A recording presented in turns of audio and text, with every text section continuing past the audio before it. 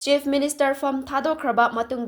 TAMPAKTA TANGDU LAITABA PURAKLE Social media da karigumba ama hairubagi fadawgi koitan tanaramba kaya adu tawdre haina Kairau Kendrigi MLA Lourembam Rameshwar na phongdokhre. Wafam asi ngasi mayang Imphal Bengun Sati Khongnangkhong ground da Manipur Maitai Pangal Welfare Organization MMWO na sinduna pangthokiba Grand Iftar Party Thoramda Phongdokhibani. MLA Rameshwar na makata na hai Tampakta Tangdu Laitaba Purakle hairubagi miyoi kharadi sauningba pokpagum tawri madu laibak thibani. Tampakta Tangdu Laitaba Purakle haibagi maramdi Chief Minister lairingai matamda kanagumba miyoi natraga naha amana oirabasu social media da lengak sairubagi faba punbagi thabak kaya chathaba laikhre madu handakti faba punba tawdre. Matamadudadi karigumba ama tawruba matamda sakhangdaba miyoi singna kihan khanganba mi fauba kidnap tawba yauna kahen mathabak kaya tawrambagi thodok sing miyamna henna khangnarabani. Tampakta thokliba Tangdu Laitadaba kaya adu ngasidi ex Chief Minister oikibadagi madugumba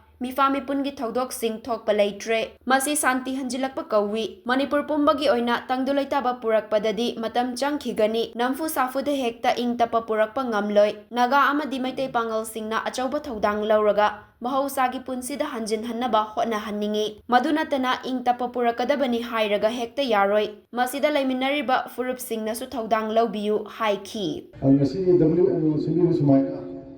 Manipura SANTI langno haidar maroina khoi kamakam asanga sajau gi tullaga amtande di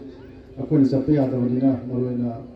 kamu pichu jambo moren chingba ko ngasi thoni dai samaya maroina khoi mete netaba pangalamadi nagasinga sapiraga yam thon Manipura SANTI langno ba thabo tawira kana thajaba thanjari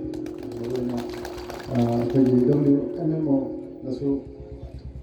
achobda telobi kana khoi chongya adamina ba khoi sa ta samina bodi khande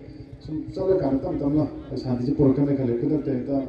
forcinaga SANTI la ka yadu mande adala tam dialog to kan aphaba la kan habi thajabulai adana musmaroina akodi Islam dharma chappu sing isum radan thaje aisu adum khatamne tamya kan hachang yam kana ba kan mosum kon theng ba ta thama khoi matam sida hachang su mate kana bagi koi to ama scientific loan hai tar nya ma koi theng le su mate koi kana pi aduna ngasai koi marusu onoram pambithibado athuma tamda phawasaka ama lakanda yamu sichana batung koina amana makata thokana badu policy ama lakdu saka ni sema mchani adu pura manami je monchani kudu mon haibana ngasi tampakta tariba pemoroina pangan singi haidar koi lilong khasong sama sala adu thodopa pangan singi to ude mo bisigi ski ma lene no mathong khangande nakam saka asli ko tanaraga Datu pun makai ada, macam mana ni yang dah ada motor pama lidah ni suara makuna, tiba aku usia mahal kai tanjaraga, amun aku nak makai kamu